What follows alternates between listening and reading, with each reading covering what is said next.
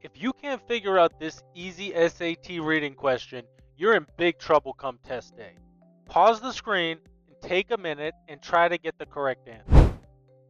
Okay, so what you just did is something they call a conclusions question. And the easiest way to understand this is by using a simple pattern like this. For those of you who are more mathematical, you can think of it more like a math problem. A plus B equals C. More or less, they're testing your ability to use basic logic with language. So, let's take a really simple example. The SAT makes everything way more complicated, but we can break it down into something simple. So, A, animals are dirty. Yeah, that's a general fact. B, cats are animals. Hard to debate that. Therefore, C, cats are dirty. Does that mean cats are always dirty? Absolutely not. Maybe you go and you get your cat cleaned, for goodness sake. But this is the basic pattern that they're using on these questions. And these are more advanced questions. If you understand this and you get this right, your score is going to go a lot higher. So let's take a look at that question you just did. You probably got it right. Some historians argue that the pyramids in Egypt were built primarily as tombs for pharaohs. Okay, that's A. Pyramids are used as tombs. Others suggest that their shape also had symbolic meaning connected to the sun's rays. Okay, that's B. The pyramids also had symbolic meaning. Archaeologists agree that while tombs were a purpose, the symbolic explanation cannot be ruled out. Therefore, the evidence suggests that pyramids were definitely not tombs. No, it told us they were tombs. Were built entirely for symbolic reasons? No, it told us they could also be built for symbolic reasons. May have had more than one purpose? Yeah, ding ding ding. That's your answer. Cannot be explained by modern archaeology. That's totally out of context. That has nothing to do with the text. It's not in here. So, A, pyramids were used as tombs, plus B, symbolic meaning is also possible. Therefore, there could be more than one purpose for pyramids. That is a very simple and basic question, but College Board is not going to do it like that. College Board is going to use the same concept, but they're going to make it look a lot more complicated. If you like these sorts of tips and this is useful for you, like, share, subscribe, check back in. I'm giving this information to you for free because I'm tired of seeing students who pay tons of money for the prep get all the high scores while everyone else gets left behind. So let's take a look at a sample question provided by the actual test makers, which is College Board.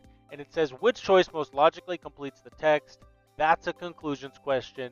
It's always going to say that. These are on the harder module. Once you start getting a higher score, if you get most of the questions right on module 1, you're going to get stuff like this on module 2, and you must understand how to do this if you want to get the top score that you're looking for. So we have to read the entire text here. Several artworks found among the ruins of the ancient Roman city of Pompeii depict a female figure fishing with Cupid nearby. Okay, some scholars have asserted that the figure is the goddess Venus, since she is known to have been linked with Cupids in Roman culture.